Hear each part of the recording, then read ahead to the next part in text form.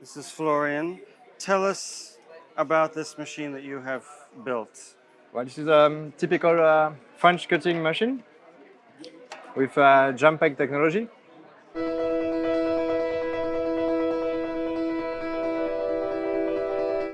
I started building this machine because there was no alternative for the students I taught jump cutting. It's 8 inches plate. Yeah. And so you've got everything. I see you got this controls over here, so Yeah, everything's you have built in. potentiometer here, Okay. so you can regulate the speed from very, very low for precise polishing. Yeah. And you have reverse. Oh, cool. So, okay. So pretty much all the kind of controls that you would see inside of an American style machine, but you're combining it with the classic French technology. For anyone who hasn't seen this before, tell us a little bit, how does this work? How do you actually Okay, use so let's pick the mechanical index. it? Okay, Yeah. so we got the mechanical stick So I here. start from the beginning. First, when I cut a stone, I already make the table by freehand for big stones. Then I glue it with the cement on the stick. I use, this is called a tableur in French, to align the table 90 degrees Okay, from the so stick. so while the wax is still warm, you can press it against there, and then it's perfectly Exactly, straight. and I wait here, that is, it cools down and solidifies. Then I put my stick in the mechanical index here. If I want to optimize the shape of the stone, for example, if it's kind of oval naturally or emerald cut or rectangular, I just align with one of the side. I block it, Okay. and now I will perform it. Yeah, So this thing is basically it's a rest so that you it's can. a plate, performing plate, and it's adjustable in height to match the different heights of the cutting wheels. So you can perfectly make your girdle that way. Yeah, exactly. I perform, I make also the shape of the stone, which will later become the girdle. So, for example, for an emerald, I just follow, I make a rectangle first, then I break the angles Okay. using this octagon shape. Okay. And for other shapes like brilliant, let's say, I start with an octagon, and then this is like Okay, so this is how you're like getting all a the. gearbox, you know. Yeah. So even though you only have 8 sides, you can still get up to it's 64 index, right? Yeah, it's 64 index plus half. Ah, so So it's like you a have 120, yeah, you 130 can see it. basically. You have Wow. 8 slots per side Yeah. plus Ah, okay. half slots.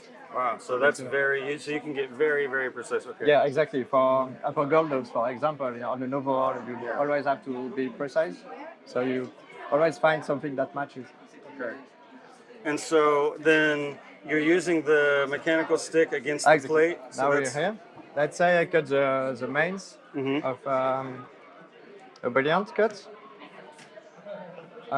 Here you have some holes with numbers. I don't know if it shows well. Mhm. By memory, I know which number is suitable, And so these aren't angle numbers. This is just reference numbers for you to be able to go yeah, back. it's arbitrary. Okay. Because From because 1 this to thing, 12. since this goes up and down, the numbers can change Yeah, for a it big is stone lost. or a small It's stone. lost. Yeah, it's more to remember when you polish at which number you were, Okay. so you find it straight away. Okay.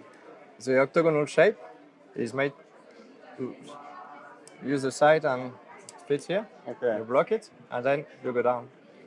And so then your motion then of flipping it around. Exactly. This is a learned skill because this is I've Yes. tried to do it. It's hard. It looks easy when you're doing it. Flip, flip, flip, Yeah, flip. When I try to the do it, it didn't. handling and at the beginning you have to look the facet you want to make.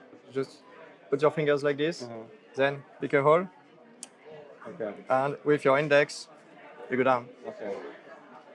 and cut.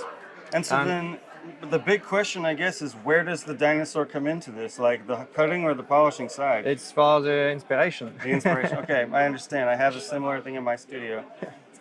So you're making this machine. So you're also selling them. So tell us a little bit about that.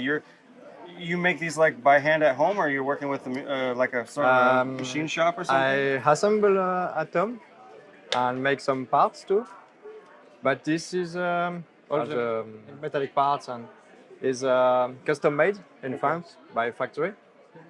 So I order them by Okay. 20 or 30 or So whatever. this is essentially the classic French style, but almost upgraded into the modern day by making it so small and it's almost portable, as opposed to being a big This bench. is the spirit, yeah, to have a Yeah. portable Jurassic style. Yeah. So you don't have to do hand crank Motorized. anymore. Yeah, you don't have to Motorized. do.